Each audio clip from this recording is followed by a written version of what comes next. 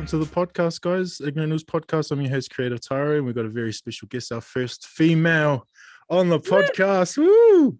Hey. But before I, say anything else, I'm going to pass it over to you, Georgie, if you want to introduce yourself. Okay. Hey, everyone. My name is Georgie, and I am at For Love of Thrift. That's my reselling page. I'm 34 years old. I love to op shop. I have a passion for op shopping, thrifting, and also I love to skateboard. Have been skating since I was around 13, and also I have a really big passion for singing. So being brought up with music with my family and have been singing most of my life. So yeah, that's me in a nutshell, really. Man, fire out. We've got lots to talk about, I think. There's going to be lots of questions fired your way, but I'm sure you'll be fine. Okay. Yes. No, I've done a lot. Yeah, it sounds like it. It's so cool. So you and I are the same age. Yes. So 1987. Oh, you're 87. Okay, now I'm 86 then, so I must be a few months older than you because my birthday's next month. Yeah, it's the best years. Come on. Yeah. I reckon our era, our time, like, TV programs, stuff like that, were like the best. Big time. Yeah. Now they're kind of all 3D hologram, and I'm like, what is this? Yeah, there's like, I guess too, like a lot of the movies and stuff that we grew up with, even like TV series, they lasted a long time. Yeah, they did. Whereas nowadays, I feel like, Netflix might throw out a season or two and then that's it. Like there's no kind of carry on from it. And it really depends on like riding that short wave. Yeah. And that like top 10 kind of, into the top 10 and then that's it. And then, you forget about them, but, like Full House and Full House. all of that. Wow. No, man. I used to watch heaps of programs, but yeah, they did last a long time for sure. They reprised that recently, didn't they? Full House. Is that a newer version? I think one of the daughters is like. I think. Yeah, they did. They did. They reamped it up, and I think it was a couple of the uncles still, were on it, but they were older. I don't. So yeah, they did. I haven't watched it myself though. See, hang on a sec. I'm just gonna quickly change over. My Wi-Fi is playing up, so it's my end. Oh yes. Oh yeah. All right. Hopefully this works. That works a bit better. Yeah, it's definitely a cool age to be, and where we grew up, like not even just like movies, music, sports as well. Yeah. Like the whole video game boom. Everything that kind of came in what is popular nowadays, I find is stuff from like childhood, like, yeah. Well, that's, part of my kind of thrifting is just bringing back and finding those, those treasures and those gems at op shops that are just like, put aside or like dusty in a corner or, like, for example, like that mask that in the background's like a hardboard mask is huge as well.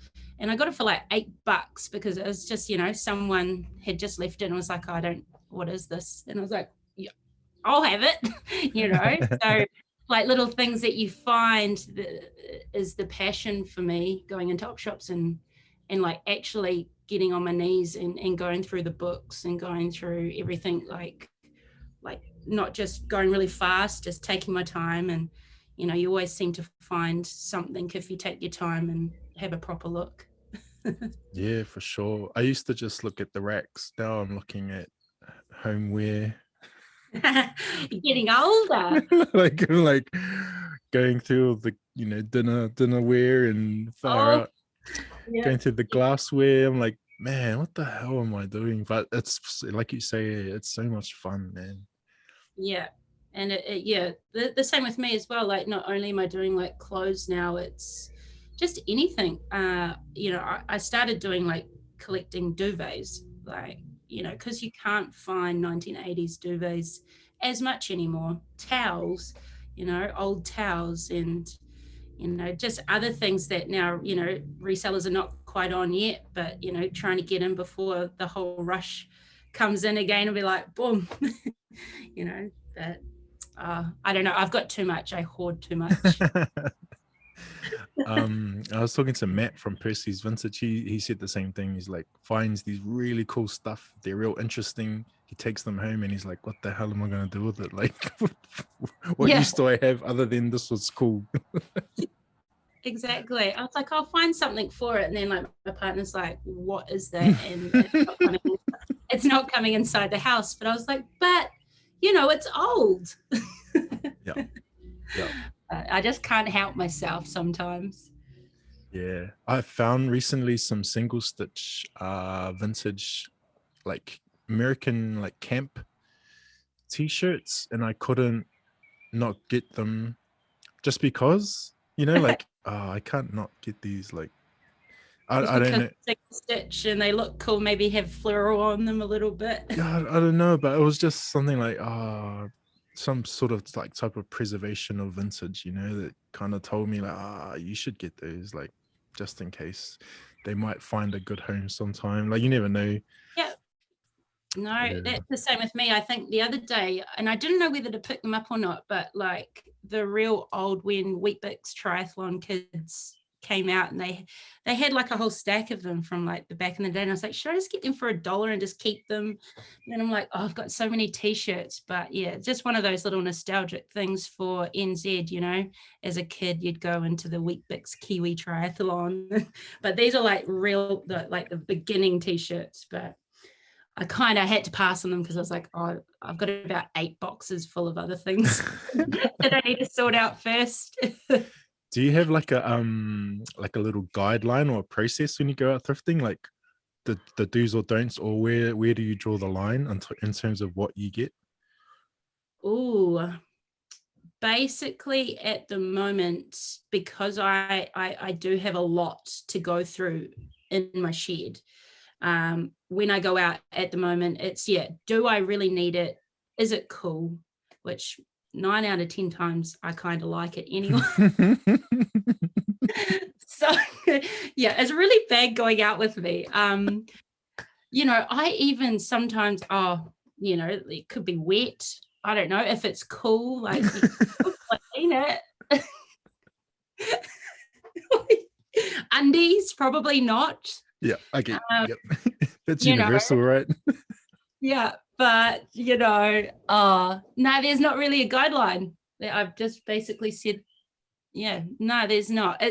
If I think it's cool, if it's going to be for my reselling, like, am I going to make a little bit? You know, is there work that needs to be done, i.e. Scrubbing, you know, how much time and labor for that item am I going to have to, you know, do before I resell it?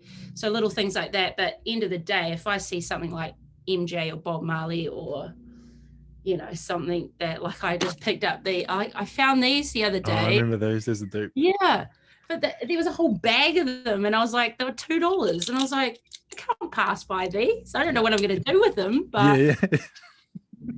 Now they're, you know, rehomed to me. So, you know. Yeah, I'm pretty bad as well, and it's like real stuff that sometimes I'm not even into. Yeah, I'm not even into this, but what did I get there? Like, what the hell? Yeah, that is so true. Like, you know, for me, like anime or Spider-Man or stuff like that, I'm not, you know, Batman, I don't really know much about it, but if I see something that's single stitch or whatnot, I'll be like, okay, let's go. I'll take it. Yeah, for real.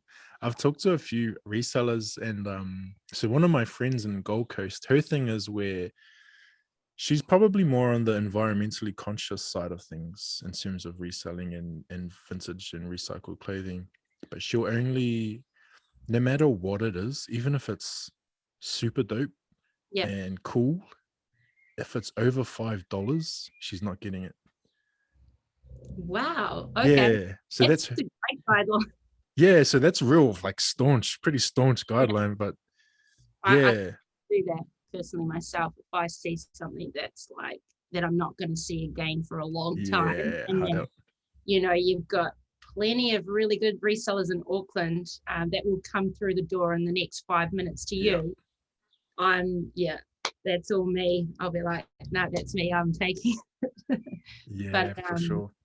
But there's some, I think like not all resellers are the same, and different reasons, different purpose. I think for me as well, not only do I love it just because there's things that give me memories and nostalgia, and things that are not produced anymore, but it's also great for the environment. Reusing, like 99% of my clothes that I own personally are from the op shops, and I haven't been like properly shopping for like years, so but there's no need to, because like I can get everything that I want or need from an op shop. So that's how I roll. And even my sister was like the other day, or when I went down and saw her, she was like, whoa, you look really nice, did you go shopping? I was like, no, it's just an op shop. And I just listed everything that how much I bought it for, and she was like, $8. So I was like, yeah, that's it. My $8 outfit. Yeah, I look fresh though. Yeah, heck yeah. Balling on a budget. Yeah, that's it. That's dope.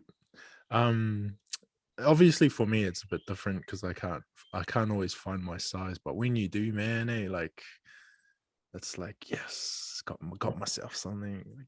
Even if it's sometimes it's really dumb, but because I fit it, I'm like, I'll rock it and I'll make it work. What are you 2XL? Nah, thank you though, thank you. No. No, I was just asking. No, I'm like 4X. 4XL. Yeah, oh, 4XL. Yeah, I'm a big boy. Like, yeah. You're not that big. Come on. No, I just carry myself well. Thank you, Georgie. Thank you so much. Yeah, I'm flattered. I like personally, like I like XL men's. That's like what I rock. Most of the time, like this one here is obviously not XL, but like, all day, every day, XL men's kind of the tee that I go for. Like I like it oversized a little bit. Yeah. But no. Okay. Well, I'll keep a lookout for you. No, good. Appreciate that. I think I bought a 5XL Warriors jersey off NZ Jersey Hunter one time, and then I sent him a pic of me wearing it, and he was like, "What the fuck? Like, you're fucking massive, bro." Because I made it look normal. All right. Well, obviously we need to meet in real life, and you do not look like a 4XL. Oh, thank you, Georgie. I definitely stopped skateboarding because decks weren't lasting very long. Yeah. Wow. No. That is a good thing about me. I kind of never really snapped decks that much during, like, I've never really probably have done 2 decks in the time that I've been skating. Wow. Yeah, so mainly it's just more so just overused, and then like my nose and my tail's gone and it's all slimmed down. But I probably have only broken 2 boards in, let's say, how many years of it. So I started when I was 13. I've been skating, I worked it out today that I'm actually vintage. So I've been skating for 21 years. Holy moly. Wow. Yeah, so call me vintage. I've just passed that. Vintage skater. I'm a vintage skater. That's dope. No, on and off though. So I've had injuries where I've been out for a year or so. So I've had a few stops, but competitively I was skating when I first started for about 5 or 6 years. Yeah. Wow. So, and those, I was going to ask, what were you doing when you snapped those 2 decks? Ooh, I remember the first one, which I thought was so awesome, but I knew that I was going to snap it because I was basically just acid dropping off like one of those big water towers onto grass. But like that was when I first started skating. Just cause? Yeah, it was at the if you lived in Tauranga, it was called the 24-hour relay.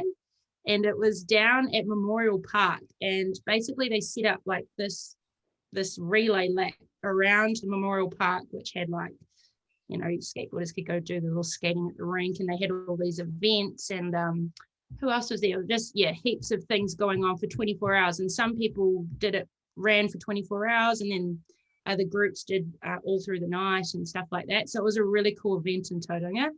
And there's a vert ramp down there, so Memorial Park vert ramp.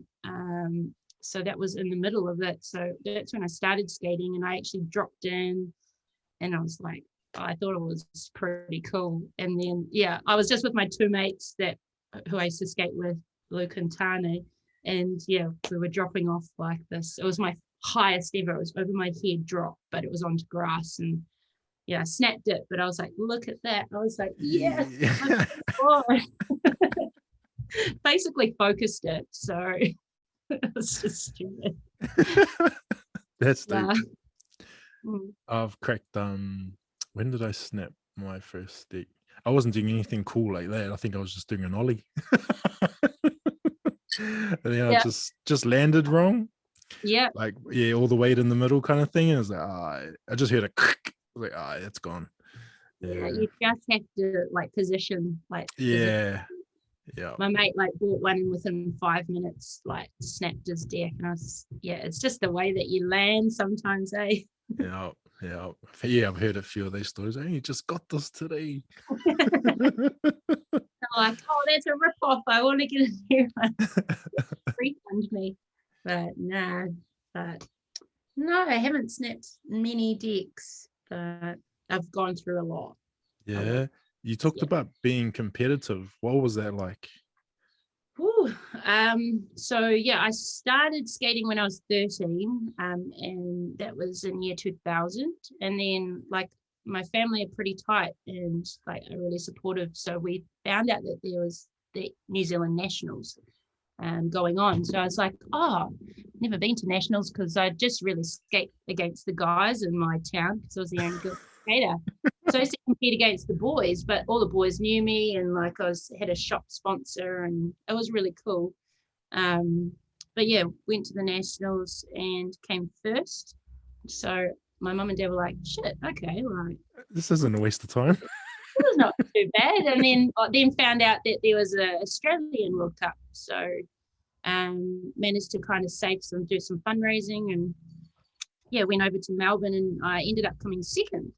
So that happened all within a year, and then I got my first kind of international sponsor, a shoe sponsor called Gallus at the time. And then that's when it kind of all started. I then went on tour with them around Australia, but I rolled my ankle before I went, so I couldn't skate. I was just the girl with the injury that they didn't like. But just skating. My biggest comp, I would say, to date that I was stoked about was in 2004. It was at the Globe World Cup in Melbourne. So each year, the best skaters in the world all go to Rod Laver Centre, where they do the tennis, and they make out the whole tennis arena into a skate park, basically. And you've got people like Eric Costin. I think Tony Hawk may have just been there just because. You've got Ryan Sheckler, Paul Rodriguez, all the best skaters, Rick McCrank. So they were all competing. There's a street scene, and then there's also a vert scene as well. So you've got all the other vert skaters, and then there's all the girls. So you have to be invited to get into it. And I just so happened, because I was in the scene, they got to go in it. And 2004 was my best year, I think. So I came fourth in the world, in that skate jam, and I was competing against Tony Hawk PlayStation game, and there's that girl. You're gonna say Alyssa Steamer, Alyssa Steamer. I skated against her, right? Damn. She was in my in my section. So that year was one of my biggest highlights of my life to date, to say that I skated against her. And afterwards, because I did a really big rail that year and nearly landed it. I wish I had, but I landed it. It was like a 20-stair handrail, and I landed it. And then, the momentum kind of got me off, but, was the end. So I fell off. But then we're in the green room afterwards, and I was eating my lunch, and then I had this like tap on my shoulder, and I like looked over, and it was her, and she was like, "Can I just ask, who are you?" And I was like, "Oh, my name's Georgina." And she was like, "Where are you from?" And I was like, "Oh, I'm from New Zealand." She was like, "Man, you're gnarly," and like basically just gave me props, and I was like, Oh, wow. "That's me. I'm done. Thank you." Yeah. Thank you. Come again. Like, yeah, it was a great feeling, and yeah, to say. And I've competed against, like now, back in my day, we didn't, just when I finished kind of doing that professional scene, then they started doing Maloof and Street League, which is now like the big competitions like Street League. So yeah, I was just before that. But yeah, like I did compete. There was like Letitia Buffoni, I've skated against her, and Leo Baker. So Vanessa Torres, she judged in the Olympics. So she did all the women's judging. So no, I've done a fair field of skating. Love it. I'm That's still dope. doing it now. And after this, I'm going skating again. So That's dope. part of my life. I just, even just it's like mentally for me, like whenever I'm stressed or, like just can't handle it or just need like a good 5-minute break to myself, like I've always had skating. So like, because you can go skating anytime you want. You're your own boss. You don't have to do anything. You just roll around, or you can try for it. You're feeling up to it. But for me, it's been, mentally, it's been like a really big outlet for me. Same with singing and op shopping, probably all three. But yeah, skateboarding for me is like I'm out going skating. Like, don't have to say anything. Nice. It's like you're not your home away from home, but it's another world you can go to, right? Yeah. That's dope. Yeah, definitely. I think like just like your walks in the morning, like like it's just really, it's great for your heart and your head. That's what skating's given me throughout, like all the time that I've been doing it since 13. It's been an outlet kind of thing. That's dope. So 13, what made you get into it? Oh, I used to rollerblade. I don't know why I'm saying that. What's wrong with rollerblading? Skateboarding, rollerblading, but no, I used to rollerblade. I still like it, and I used to do rollerblading quite a lot actually. And then my bro, so I've got an older brother and sister, so I'm the youngest out of three. My sister's 9 years older than me, and my brother's 7 years older than me. So my brother at the time, I think, he had just got a skateboard, and I was like, "What is that? Like, what the hell? Like, this is cool. This looks rad." And I was, kind of just got into his board, and then I think it was nearing up to Christmas, and Mum was like, "What do you want for Christmas?" I was like, "A skateboard." So my first board was an Edwards board, just the New Zealand brand. Edwards. Had a baby on it with a matchbox. I can remember it. And then from there, 2 boys down my street started skating as well, and we just became the best of friends. And he lived down the cul-de-sac, and they made like ramps and stuff. Cul-de-sacs are the best. Yeah. We like, when it was raining, there was like a big mud thing that we'd like go down and have the artichoke fights, and then and then like during the day we would just go down to his house, and he'd made like little fun boxes. And then the cool thing about skating with the boys was like they'd always push me. They'd be like, "You can do it, like just do it." I'm like, "No," but they're like, "Just do it, hurry hurry up." So I kind of become just it was good for me because they pushed me a lot, and that they were awesome friends. So that's how I started skating, just down my street. Dude, what's one of them like first memorable kind of moves you remember landing? Oh, I remember my dad was always supportive of my skateboarding, and he would always take me in the weekends and the boys to our local 17th Avenue skate park. So we'd go every weekend, and my dad would stay there the whole day, basically. Like, Dude, Dad's the coolest, like, and he'd just like watch me, and then like he wouldn't know anything about skateboarding, but you're doing, your foot is not going, your foot needs to stay here, and then it needs to point to that side. You Not need the to sideline coaching. Yeah, basically. But 9 out of 10 times, the old bugger was right. So I just put my like foot slightly different and like land the trick. But one of my memorable tricks was like basically first board slide. So like board sliding at 78th Ave, there's like a metal, so it goes up and then across and then down. So I managed to board slide across and then down the rail, and I think it was all three of us did it or something like that day. But wicked. Yeah, so just skating with the boys, and board slide I think was the first kind of holy crap, this is rad moment. Like even on like a little rail that my mate made, just sliding and then getting off and being like, yes, I can do it. But I was crazy into skating as a young fellow, and I don't know who I shared the story with. I may have already shared the story on the podcast, but my dad, it was my birthday, which was in December, and it was also the same day that the town that we lived in had their Christmas parade. Oh yeah. And so I was at the Christmas parade, trying to get all my lollies, get my lolly game strong. And I can relate. That's okay. And then I seen all the floats going past, and then I seen my old man in the parade in our car.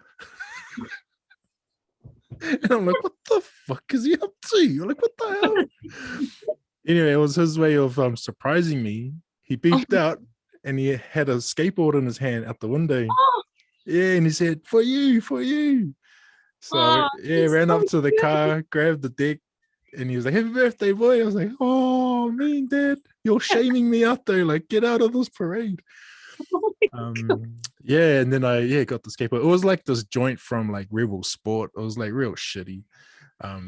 But like I was grateful as like, it's your first skateboard, and I didn't give a shit. I was like, yeah.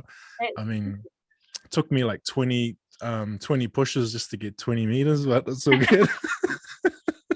So good, man. I was happy as Larry. The good old slow wheels, man. And then you go home and like put CRC all over them and try to do all those little tricks, but at the end of the day, it was like, and because we weren't very we weren't wealthy or anything like that, but we didn't go without either. But our closest cheap skates was in Manukau in South Auckland. So it was like a bit of a mish to get there. But I also didn't have any money, so I was like, no, I'll just make do with these shitty wheels. Like, all good. And then that's kind of the same as well, like, because my shoes would always crack out, so you'd get that shoe goo. Do you remember that? Yeah, I remember those. That shoe goo on the end of your shoe. I was like, it was so gross, but I don't know, you just had to make do, just like shoe glue it up. And I remember all the boys in like wood tech or metal tech. I can't remember which one back in intermediate and high school. They just get the hot glue guns out there and just start. Hot glue gun? They were just putting hot glue on their shoes. I don't know if it worked or how long it lasted, but those are the days, man.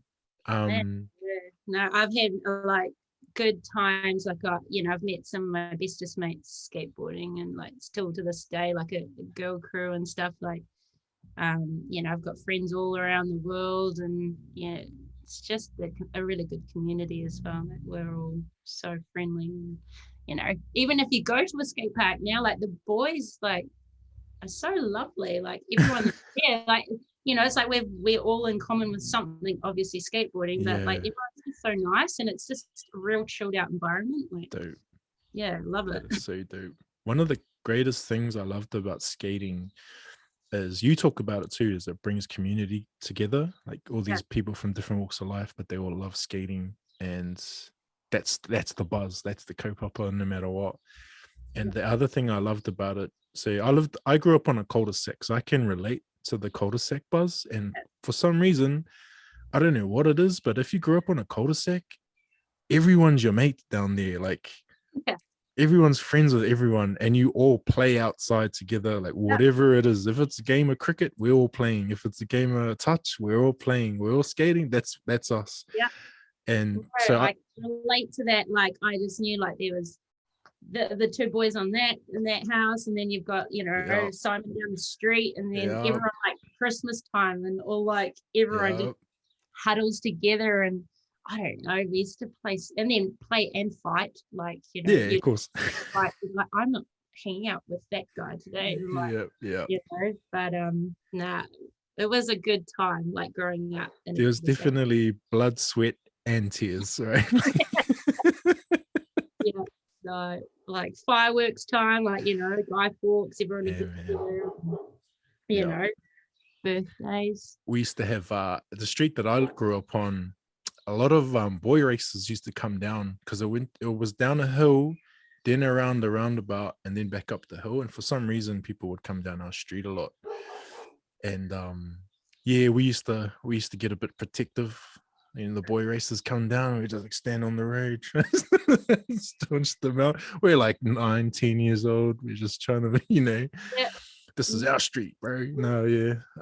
But the other thing too, like when you're playing with your mates and whatnot, I always had like cousins. I call them cousins, but we're not related. We're all mates, but we grew up like cousins. And all the cousins on my street, they were just really talented and we're really good at everything. Like whatever craze was happening at the time, they were just really good at it. And there was something about like learning off other people that was really cool, and skating as well. Like there was always something new to learn. There was always a new challenge. There was always something pushing all of us.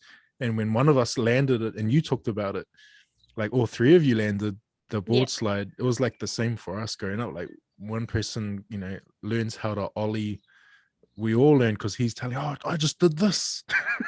and then it worked. Like, because it goes, and then like so true. I love that about skating, like that. There's always something new to learn or a new challenge. Is there something that you do? Like, are you one of those people that looks for challenges? Or I've always been a go kind of people think that I'm gnarly, I'll try the big shit basically. Like back in the day, girls would just kickflip and stuff like that, but I'd be quite well known for just trying like the huge box or the huge rail and just like putting my all and giving it a go. If I smash myself, but they used to call me the dark horse because they didn't know where I was from when I used to go skating. Say in Canada one year, everyone was like, who is this? And I just had like a Tino Rangatira t-shirt on. That's exactly what I had. I had my hair, because I've got naturally buffy curly hair, I had that all out, and I was like skating really fast and doing shit, and they're like, who is this person? But I remember they called me the dark horse. That's what they named me they didn't even know my name. Oh. I was like, kia ora. But I used to also, I'll show you, so I used to have Māori grip tape as well, like I got made. So like when I used to go like to the World Cups, like this Māori guy that I became friends with, he did like tāmoko for me on my grip tape.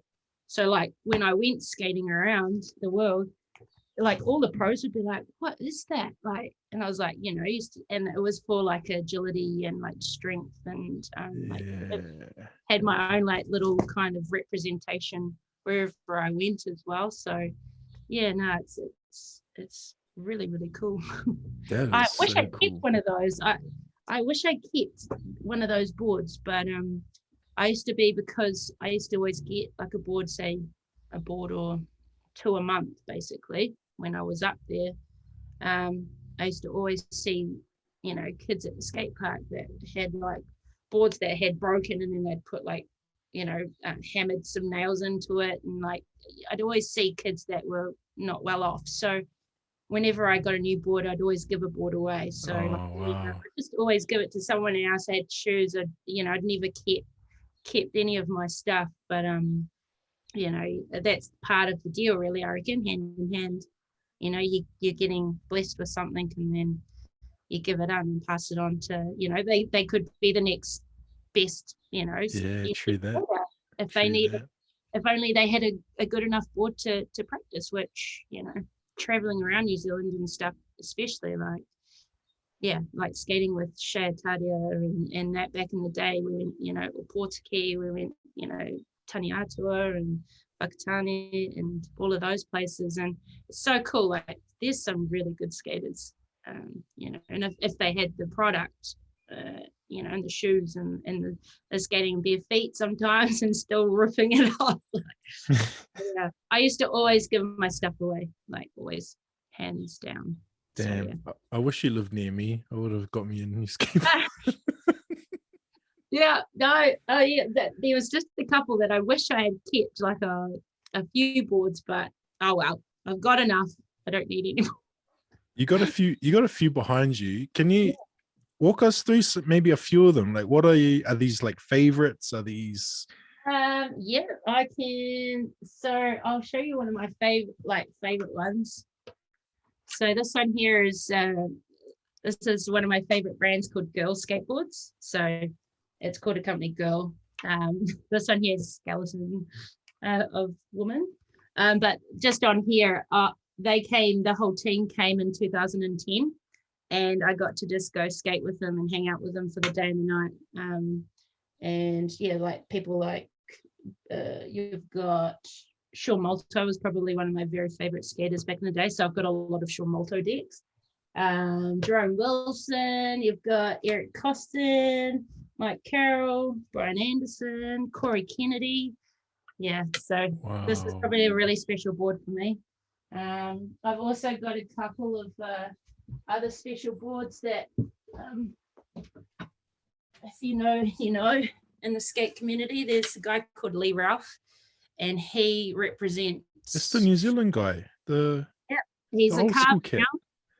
Yeah, Lee Ralph. So he's a good friend of mine, and you know, he's given me a few boards over the time, and yeah, he was representing like up in USA. He's the OG dark horse, eh?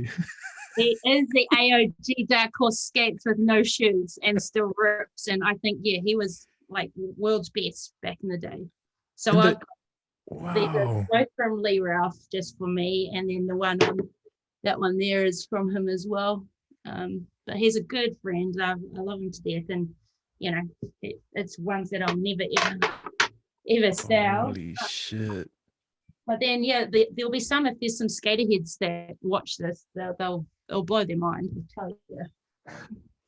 I've got so this is a Freddy Krueger, but it's chocolate. So that's a board there. Mark Johnson that used to be on, I think this is Chocolate Deck, and then Jaws. So there's another girl deck. These are like probably one of my two favorite skaters. So this is Sean Malto. Look how cute he is. So yeah, this is the old Sean Malto deck. He's a really good skater if you don't know him. But yeah, that's Sean Malto. And probably one of my very favorite skaters. This is Dylan Ryder. This is him. He passed away, like I think he was 27 or 28 of leukemia, but he is absolutely the best skater, hands down. Like he's probably my favorite skater that I've seen skating, and still has the best style I've ever seen. Dylan Ryder is probably one of my favorite skaters. So I keep this one. Yeah, he said this is his little memorial one, but I've got a few. Got a few. Yeah, Nardis, you might know Nardis. This is an old Nardis skateboard. So obviously Satan backwards, but yep. Yeah, so he was one of the OGs, like in like with Tony Hawk and all that. Okay, cool. But no, yeah, that's just a couple. Damn. That's just cool. The coolest deck I've ever seen is the Big Red Musco one. And that was like when I was young. Yeah, the Yeah. shorties one. There was that this guy from like Auckland. I was in Auckland. This guy had from like Central came to my town, and we had a 6 foot half pipe. Oh, nice. Yeah, and he was like jamming there, and all us Māori boys we were like, Joe, where are we from? Yes, we do. Well, I did anyway. I was that guy. And then I'd go and spark up a convo with them, and then I go, can I have a look at your deck? And then yeah, bro, and he let me have a look. And it was it was the big red musket deck, the red one, and he's sitting kind of thing. Yeah, and it goes like this as well. It's got that like little Yeah. I think I had one. I had wow. a shorty stick back in the day, but I would have skated it. I wish I had kept that one too. They did remake one again, no? Oh, okay. Yeah. He was a cool cat, man. He because I recognized it from playing the game. Yeah. So I was like, oh no, this deck, this is Chad Musker's deck, da da da. And then the Ghetto Blaster, and then he let me have a turn on a skateboard. Like, this is when I didn't have one. When dad didn't embarrass me at the Christmas parade yet. So it was cool. Let me have a turn. Didn't do much. I think I went down. I went as high as I could on the half pipe, and then I sat on the deck and then. But that was probably the coolest deck I've ever seen. But yeah, nothing compared to what you've got there. This is just a few, just to. Oh, you flipping heck! I've got you should see like I've got tons at my mum and dad's, but like most of them are used. But I've got still quite a bit. That's but so I just cool. like them, but it's just part of me, like reselling. T-shirts and stuff that people keep for personals. You've got resellers that, like the NZ Jersey Hunter, is obviously must have a rack of personal rugby jerseys. Yeah. So I've seen only part of his. Yeah, there you go. Yeah, and it's incredible. Just that part that I saw, I'm just like, what the hell? Yeah. So crazy. I can probably relate in skateboards, probably. Skateboards, that's probably why I like thrifting and op shopping and stuff as well. Like just getting the things that I love and keeping them, I don't know, for my niece probably. Someone was like, you have a debacle with skateboarders because half of them are like, why don't you just ride them? What are you keeping them for? And half that will keep them. But, and they'll be like, who are you keeping them for? And I'm like, I don't know, I'll probably want to, if I can afford a house anytime soon, I'd like to hang them up on the wall. Yeah. But some skaters are like, they'll get a skateboard, like a really old one, and just skate it, which I respect as well. I think it's a cool thing. I did have another Dylan Ryder that I was like, you know what, I'm going to skate it because he was my favorite skater, and I'm just going to do it this time. So I did. Yeah. My dad was a basketball player. Oh yeah. And so basketball shoes was a thing in our family, and he had just galore. But he had always he kind of taught me like what you did with the skateboards, right? Like you'd pass it on. Yeah. It was the same thing for me. Like I've given shoes away left, right, and center. Yeah, man, you take them. You're my size, cool. Here you go. Like, because it always comes back to me because I got real cool uncles that always hooked me up growing up. But I got these one size 16 and one size size 16 New Balance Kawhi Leonards, and then these size 15 Kyrie Irvings. They were given to me by a friend of mine whose son is now in California playing NCAA basketball over there. And so it's like kind of cool, like this little full circle thing, because I used to be me giving like young fellas shoes. Now this young fella's like, I give these to Jordan, you need this. I'm like, oh bro, thank you. So that definitely comes back, Georgie. You never know, man. Someone you gave that skateboard to, you might have turned pro or something. You never know. No, I definitely think about that, karma, but then also for me, there's no point holding on to something that you can pass it on. If I had two boards, I don't need two boards, sometimes. And if I ever see, like, another big passion of mine is animals. Like I've got like this dream about having like an animal farm for like anybody that wants to give up animals, whether it be a hedgehog or a duck. Well, that's a different story. But you know, the same thing. Like, yeah, if there's someone out there at the skate park that I see that's struggling, or they're, you know, they've got shoes on that they've got holes in them, or a board that looks really crappy, you know, I try not to say anything like that. Just be like, oh, do you want this? You know, if I've got one spare, I'll most definitely give it to them. Sure. Don't need to say it, just here you go. Yeah, absolutely. And then for them, they can pass that on to, like, you know, their little brother or sister as well. So shit, yeah. Or even that, you know, they remember that cool ass chick that was ripping up gave me this, and you know what I mean, like they'll pass it on now, like next time they see someone who might need that. So you've passed on the kaupapa more than anything. Yeah, like that's pretty cool. And I always do say to them as well, I always say, like, say when I used to get like product and stuff and pass it on, I would always say to them, like, once you're finished with it, make sure that you pass it on to someone else that may need it. You know, if you're not into it anymore or anything like that, you need to pass it on or give it away, like, you know. Yeah. And it keeps going. But that's so cool. That's so cool. There's some stuff though, like for me, even though I say I've given lots of stuff away, there's some stuff that I keep. Yes. Yeah. No, I'm starting to try and cull it down though. Like, you know, there's things that I keep that, or things that I buy that I'm like, you don't need any more VHSs. Stop that. Like, what are you doing? Books, like, I'm like, oh God, like, I don't even read books, you know. But I like the look of that. So yeah, things that are really hard to move, basically. Yeah, hard out, eh? Yeah. I know what you mean. Yep. Yeah. Shit, yeah. So that I guess that's a little bit of your skating life, eh? Your skating life there. That's pretty dope. And I know recently you did a bit of a sing-song on Instagram with your sister. I'm guessing your older sister. Yep. That shit was so cool, man. Like, let's get into that. Well, where did singing start? Like, obviously it's in the whānau, right?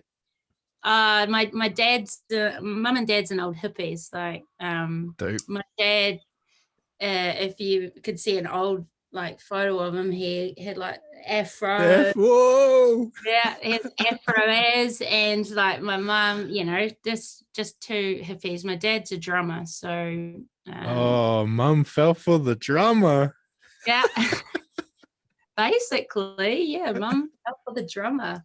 But yeah, they used to tour in like a van. My dad used to be good friends with trying to get it so then you can hear a song. You know, Blurter, Dance All Around the World. Dance all around the world. Dance. Probably, yeah. No. But yeah, they're a really good band, like an NZ band. You have to look it up. But yeah, so Dad went with them, and yeah, he just brought us up with music. Basically, my whole life I was, you know, my first comp that I did, I don't know, they put me into a country western competition when I was 6. Cool. But do you want to know the song that they made me sing? Like, so it was my first song that I'd ever sung my whole life, and this is the start of like a passion and a love for this artist's music. So I sang "Ben" by Michael Jackson at a country western. Nice. They were like, "This is not country western." And I was like singing "Ben," but I won, so I was stoked.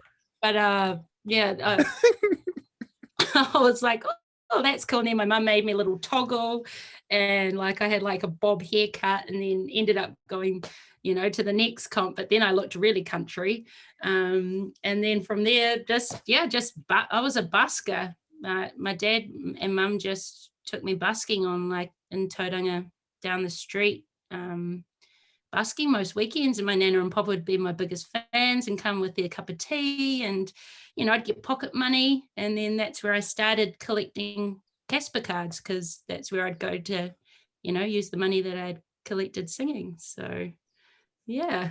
Holy shit. That's so cool.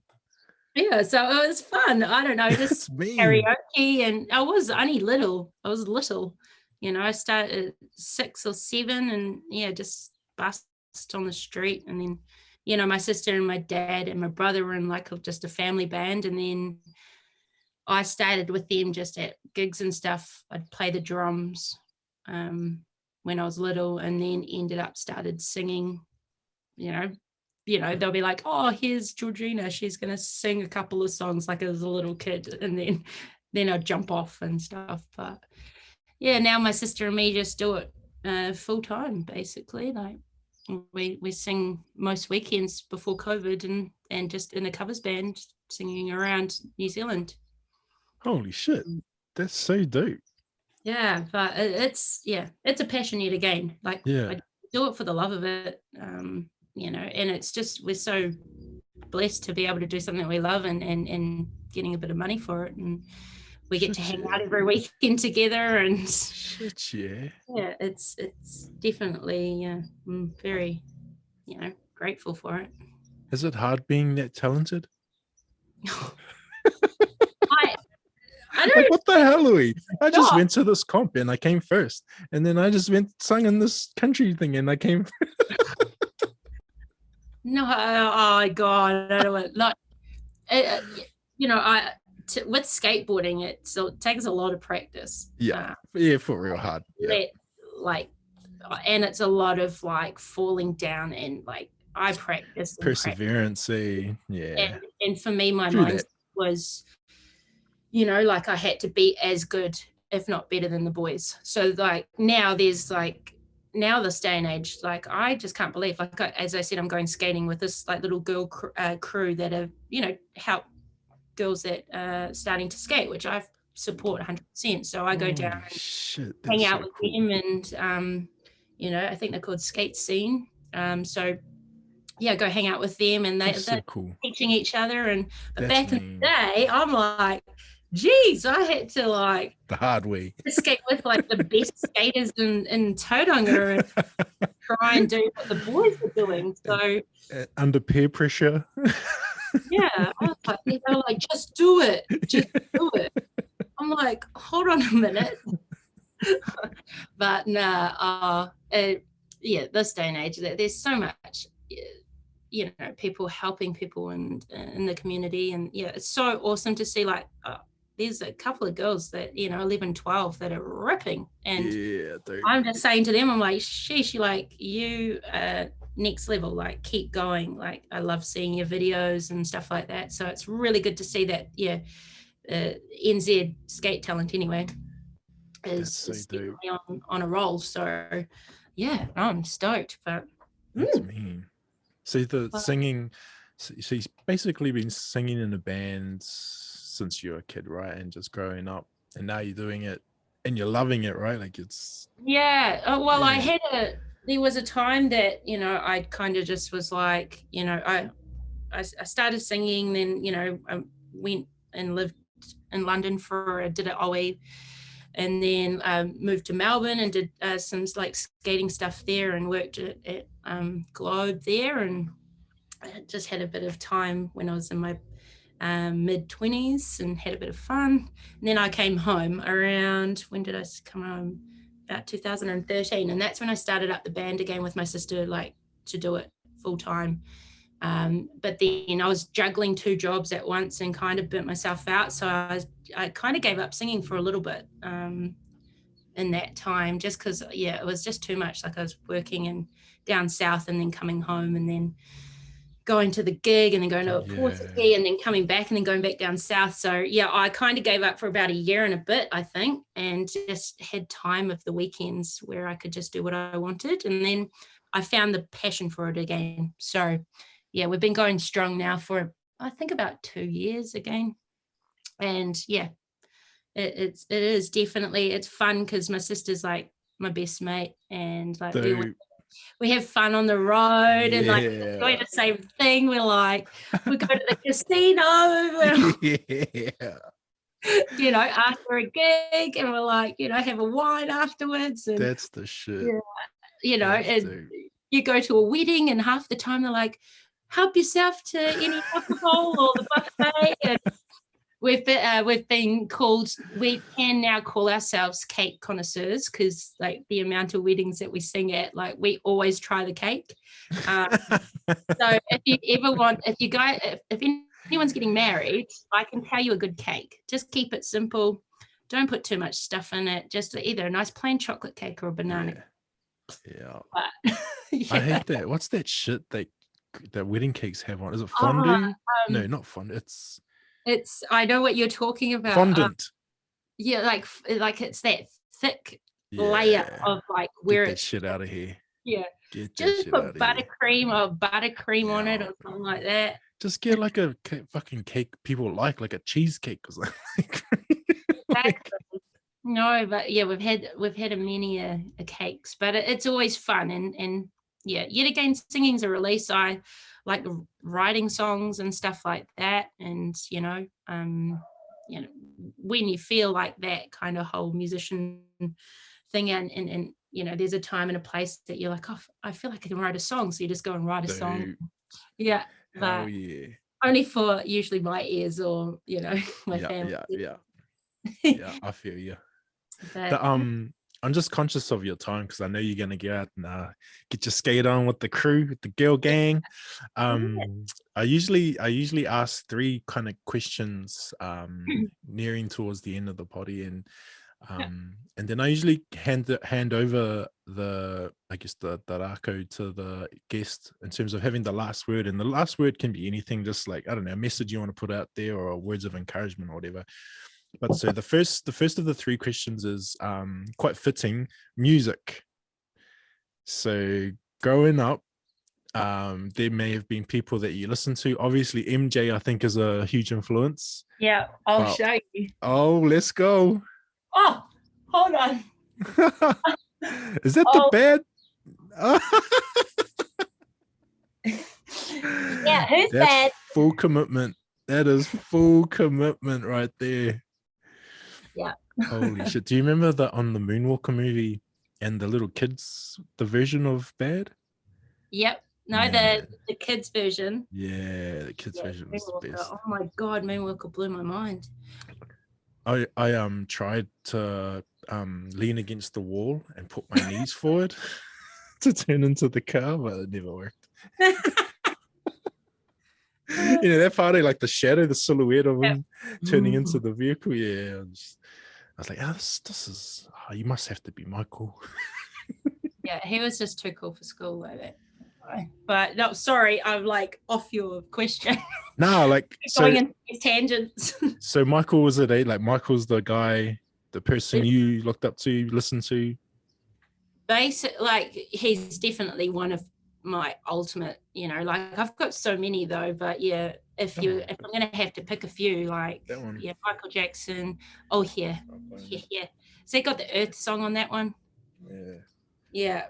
So yeah, definitely Michael. But were you gonna ask me who my favorite band or artist is? Yeah, people you love or you listen to, or people influenced you. Ooh, so yeah, Michael Jackson. New Zealand wise, I'm a really big Brooke Fraser fan. Absolutely love What to Do with Daylight. It's probably my favorite album of hers. Know every song, but yeah, I just musically, I love Brooke Fraser. Nelly Furtado is a biggie. Man, I don't know. You've got me on the spot now. Oh, okay.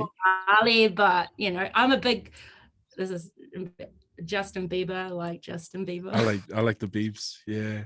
Yeah, he's amazing. He's so talented, that boy. There's like a I talked to my son about it because my son's a musician, and I always talk to him about what you hear on the radio versus actual musicians. Yeah. Like, I was just trying to tell him, like, there's a difference between, like, I don't know, how like sometimes old school rappers diss mumble rappers, and I'm kind of like the same in terms of like musicians and songwriters and stuff. And like, it's one thing like performing hits, but it's another thing being able to like create your music and have the gift to be able to I don't know what I'm trying to say here, but anyway, what I was telling him was Justin Bieber isn't what you just see in terms of the pop music or the icon or the superstar that he is. Like you know that he came from humble beginnings and like is actually freaking talented. Yeah, and like the thing with music as well, like I forgot to say that I'm really, really big with like LP 78s. Like you Nice. can't, like the way that, you know, I just go to the op shop as well, like, and grab a bunch of those 78s that sometimes are like 20 cents each. Like I don't know what they are, but I'll just, usually take about 10 or 20 of them and then just come home and just play them, because 9 out of 10 times, like the sound and the quality and I don't know, even just their melodic, it helps me create my, songs that I'm trying to Nice. do myself. But I'm a big, like I love old 78 records and have been brought up. Like we got a gramophone at my parents' and it's mine, and I've got like a little portable one as well. So yeah, 78s are pretty big with me. But yeah, with Justin, like he's more than just a voice. Like he's kind of like Michael Jackson was, Yeah. Like I'm not comparing the two because they're totally different, but like perfectionists. Yeah. Like really, everything that they do from the flick of their hand. And Michael was really a big perfectionist at the end of the day. What album was it that Michael like played a lot of the instruments? I don't. Or maybe there was certain songs where a lot of the instruments were played by him, and people didn't realize. He did a lot of like just with his mouth, like with his and like all that kind of stuff. And he'd usually keep the same musicians as well. I think there was a drummer that he just liked who just played like a straight beat. And he'd always keep, like he had that woman guitarist. Do you remember her that used to like Dirty Diana? Was it Sheila E? Yeah, I think I don't know who it was. I can't recall her name, but she, Or was Sheila E a drummer? Maybe it was the guitarist, but I don't know. I know. I think it was something to do with Santana's daughter. I remember that. Oh, Santana's daughter was like, I think, in his band at one stage. Wow. And she was pretty dope. Yeah. Wow, that's amazing. But I think she was a drummer. Cool. It wouldn't surprise me. She probably played everything, right? Like, yeah, your Santana's daughter. Like, who are you? Oh, Santana's daughter. Oh man, imagine that. Oh gosh, that'd be cool. That'd be crazy. Yeah, just like Adele last night. Oh my god, she's amazing. Sorry, I'm going into more singing. Where did you watch her? Last night. It was one night only. She was with Oprah Winfrey, and she did this concert with all famous people all the Brits, all of those British famous people. Nah, it was in Hollywood. It was just like the Oprah Winfrey, like one night only special, like performance of like her new and old songs. But man, she's amazing. Yeah, she's pretty gangster. And funny as well, and humble, like what we're talking about. Like she's just a normal person. She like swears and curses and God, real life problems. Exactly. But no. So yeah, I've got too much musical. Like I can go on all day. But okay, dude. Let me give you genres then. How about that? And then you can tell me who. Oh. Or is that too difficult? We can try. Okay, let's go country. Ooh. Oh, country. See, my partner's a big country lover. Yeah. But I like country. Ooh. Like Dolly Parton. Yeah. You can't go wrong with Dolly, eh? Yeah, Dixie Chicks probably. Oh wow. Bit of the Dixies. They're not called the Dixie Chicks anymore. I only remember them because they sung the national anthem one Super Bowl. Oh really? Yeah, that's how I know them. Great, that's fantastic. Country. I'm trying to think. Old country. I'll take Dolly Parton. Like that's pretty good. Yeah, Dolly. Yeah, I'll take Dolly. Yeah. Okay, let's go metal. One of my first ever CDs, I bought Cold Chamber. But metal, I would probably say But when you say metal though, like Yeah, I'm not a metal dude, so you're gonna have to school me on this one. like I don't know, because like should I do like alternative? I don't know. A little bit, because like I was a big Silverchair fan, Okay. and I know that they're not metal, but like, you know, in that kind of, you got Nirvana area. So yeah, like Silverchair. I liked Incubus back in the day. I know them. Yep. But yeah, probably. Oh, this is like really hard to come to, but yeah, I'd say let's say Silverchair, Incubus. Okay. Let's go. All right, last one. Hip hop. Oh.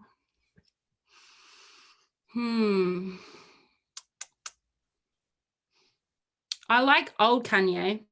I love that you like. You know, like when he, you know, like Graduation. Yeah. But then like Drake, like, you know, I think Drake's amazing. Like, when did you stop liking Kanye? Because for me, it was at 808 and Heartbreak.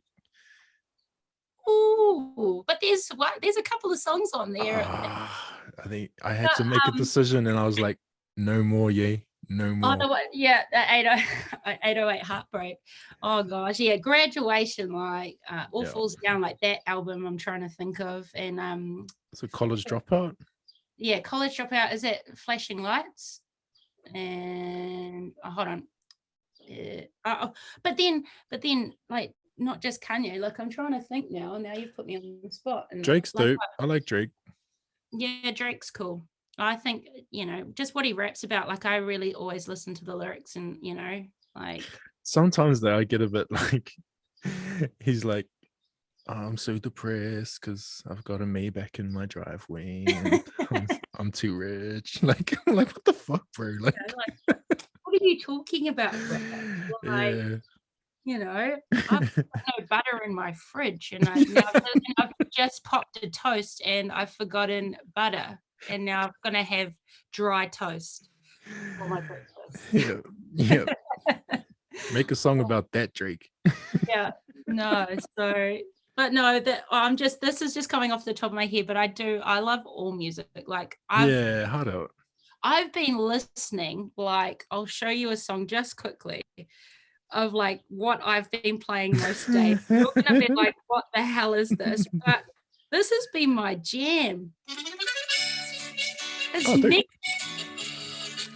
Would that be polka? It's just Mexican. They're called okay. T3 Elemental. Like a mariachi type. Yeah. I don't know. It just gets me in the mood. I don't know that. So I listen, you know, like Pink Sweats, and you know, I like all kinds of music. You know, Kalani, and I'm just trying to look at my Spotify likes. So, you know, you can kind of get a bit of me. You ever hear you ever see that mariachi band and they sing Post Malone song to Post Malone in mariachi style?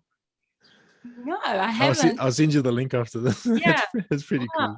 I just love it. I love that kind of music, and just gets me hyped up. But that song particularly at the moment seems to be coming on a lot. I just keep putting. But then I also like, a really big favorite artist is Edith Piaf, which she's a French singer. Okay. She's old singer. But yeah, everything. Oh, that's dope. That's dope. I like a lot of my education came from movies, so a lot of stuff that I know about music or anything in general usually comes from movies. So I only know about mariachi bands because of Desperado. So like so that's music done. The next one is music's done. So the next one is movies. Going into movies, like what are some, like, I don't know, I'll give you top 3. I'll let you pick 3 top movies of all time. And these could be ones like you can watch it over and over again, or you remember watching it 100 times, or just that go-to, what is your favorite movie? Wow. I'll give you 3. You can have 3. Do you want me to go first to make it easy, or? Okay, yeah, you go first. So I'm just trying to think, because I've got like movies like coming in my head, and I'm like, oh. Yeah. So I got the Goonies. Oh yeah. I got the Sandlot Kids. Ooh. And then I could either throw in Major Pain, or I'll throw in like maybe Drunken Master by Jackie Chan. I haven't seen that one. Yeah. And then like Chan. Yeah, Jackie Chan. Otherwise, like I stay away from like the Arnie's or the Bruce Lee movies. Like I put them in a different category, but yeah, those are my three. So the Goonies, definitely. Like, that's just a child's dream. Like, Jerry. Oh my God. Like, I used to always want to go on treasure hunts and find gold. Like, big time. Like, I would love to go. I watch Gold Hunters all the time, and I just want to go and pack up my stuff and be a gold hunter. Yeah. So like treasure hunting as a kid was huge. So like I wanted to be a part of the Goonies for sure. I wanted to be in that crew. So yeah, definitely the Goonies. I said it the other night too in another live. The old school Pippi Longstockings, like growing up. Yeah.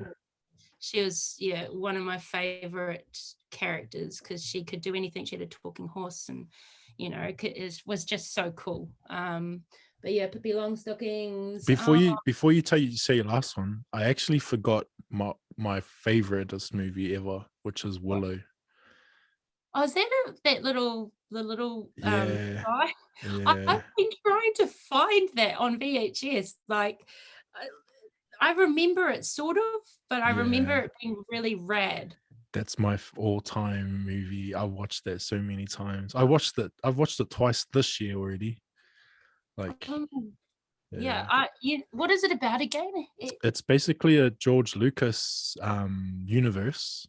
Yeah. So he wrote it, and it's set in like I want to say like, I forget the genre that they call it, but it's like, skulls and swords and castles and witches and wizards, and just basically like a real an evil witch queen.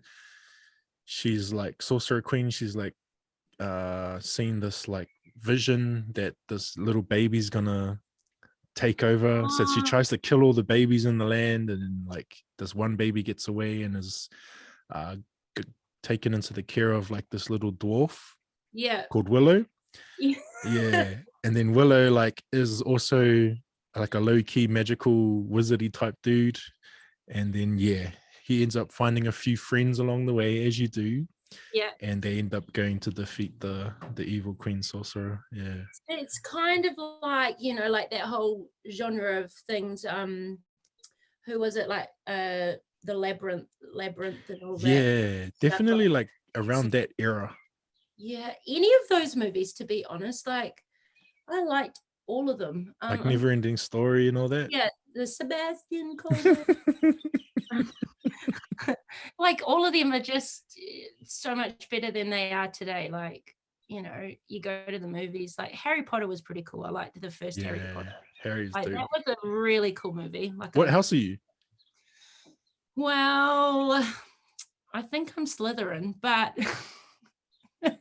for real, I think whenever I go on those tests, but you got to do the Pottermore test, which is the legit one. Okay, because like I'm pretty sure I would be either Gryffindor or Ravenclaw. Ravenclaw, like the cool one. I'm a Ravenclaw, so just saying. Okay. But like I also like the green though, like the outfit, like Slytherin green. Like I like that get up. So I want to look like cool. I like the green. So your last movie, like, what is it? Is it going to be a drama? Is it going to be an action? Is it going to be from back in the day? Is it going to be more modern? I'm trying to think. I don't want to say something and then like, I bet you as soon as we get out of here and you'll think of something. I'll think of something and then I'll be like, bro, why didn't I say that? I used to like, Never Been Kissed with is that with Drew Barrymore? Yeah, that's a good one. I do like that one. I have played that a few times. I those think like cool little rom-coms. Yeah, the little rom-com. Like let's go with that one at the moment. But the Goonies. She was good as on 50 First Dates. I like that one. Yeah, Yeah. I love Drew Barrymore. I think she's awesome. Yeah, she's dope. Good rom. I like Ryan Reynolds. He's a good. He does a good rom com. Oh yeah, in the was it something to do with the Pines? In the Pines, I can't remember what it's called, but something with in the woods or something where he plays like 3 people or something. It's a good movie. Oh no, not Ryan Reynolds. What am I talking about? The guy that played The Notebook. What's his name? Oh, Ryan Gosling. The Notebook is a great one. Ryan Gosling. Here I am rattling off these names for you from. Yeah, The Notebook's great. Notebook. Yeah. It is a good one, that one. The Notebook is good. Yeah. The Notebook is the reason why I got into reading Nicholas Sparks. Like I started reading his books. Oh wow. Yeah. And Super nerd. Oh, I got to like it just got too romancy for me. Yeah. Oh, okay. I like a good story. Like Nicholas Sparks does write a good story, but it just got a bit too no, this is too much for me. Did it get it to a little bit like 50 Shades of Grey kind of? Not that far, but I was just like I'm already in my feelings by reading Nicholas Sparks, and now I'm going deeper into my feelings. I was like, nah, I'm good. No, see, I don't really read books. The only kind of books that I'd read is like biographies. So like the last one that I did was Jimi Hendrix. Like, and it took me, I think, about 2 years. Yeah. but I did it. You got there. Yeah, I got there, but he was amazing too, Jimi Hendrix. Dude. All right, so we got there in the end. So the last question is around kai. Oh. So your food, it can be like usually there's 2 kind of categories. There's like home cooked meal, like you'll go to whatever mum or dad cook something just so dope you can't not have it when you go home. And then there's the other side of it, like something that you love, or a restaurant or cafe you love going to and getting that particular meal. So there's 2 kind of categories there. Okay. All right. So home cooked, like it's been one of my favorites throughout my life, and it's probably, you're going to be like, what the hell? But my mum makes the best mashed vegetables. So basically she has like potato, carrots, silver beet, pumpkin, and then it's all mashed together. So, but she doesn't mash it too much that it's mush.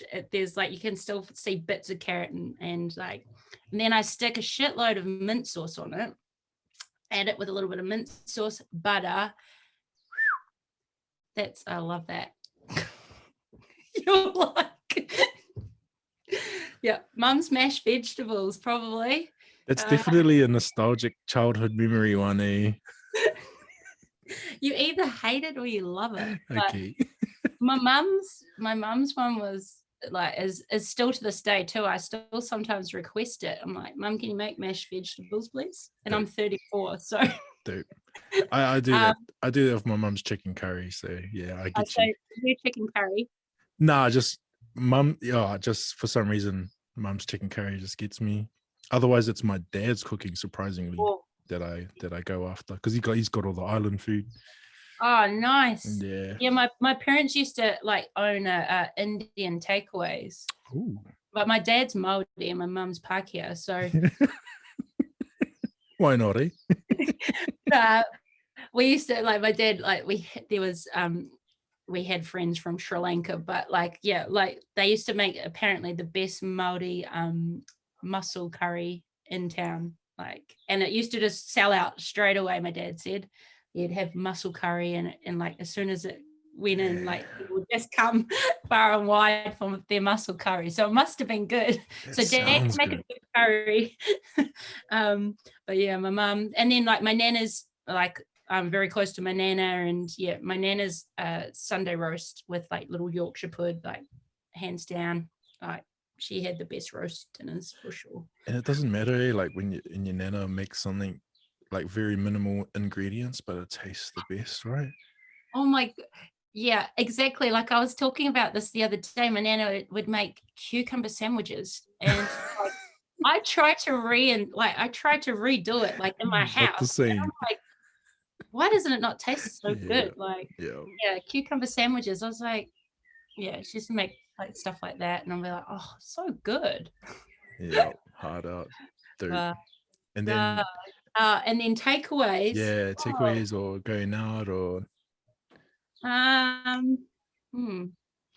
Oh gosh, it changes, but I don't know. I like a good what is it called? The KFC burger box is quite nice. Is that what you mean, or do you mean like flash food, or you mean takeaways? Whatever's good. Flash food. Well, that's my takeaways. I go to. I think it's the burger box. Yeah, there's a few people have just gone like just a really dope burger joint or a pizza joint, but yeah, if KFC's your I don't know. Yeah, either that or oh gosh, now you I like bento box and stuff like that. Nice. Japanese little local, and I'd say take out the sashimi and put in a vegetable tempura for me instead, and then yeah, we're good friends now, so dope. Yeah, probably that's that. Cool. But I do like KFC as well. Come on. And then the last, coming to the end of our kōrero today, I usually give the guests the last word. Anything they want to say, like maybe words of encouragement to maybe other resellers or skaters, singers. Yeah. Cool. Well, first and foremost, thank you for having me. All good. I really appreciate it. Like, had to. It's really rad to see too. I've been watching all your other podcasts and just getting to know other resellers, a little bit more personal and a little bit as to why they do what they do is really cool to see. So thank you. And thank you for having me on. I've been a nervous wreck, haven't stopped moving. But my advice just in all life is just, try and find something that you love to do and try and make it your mahi. When you love what you do what you love, it makes everything like 100 times better. And keep good communities. If you close to your family, they're your blood. If not, these heaps of community groups and sharing your stories. But yeah, I just think just do what you love, and try and find that passion within. Everyone's got something to give, and also help share the love as well. Be kind to one another, I reckon. When you're kind to someone that might not be having a good day, if even a smile can make their day better. So just be kind to one another. Thank you, Georgie. Really appreciate that and your time. That was so cool.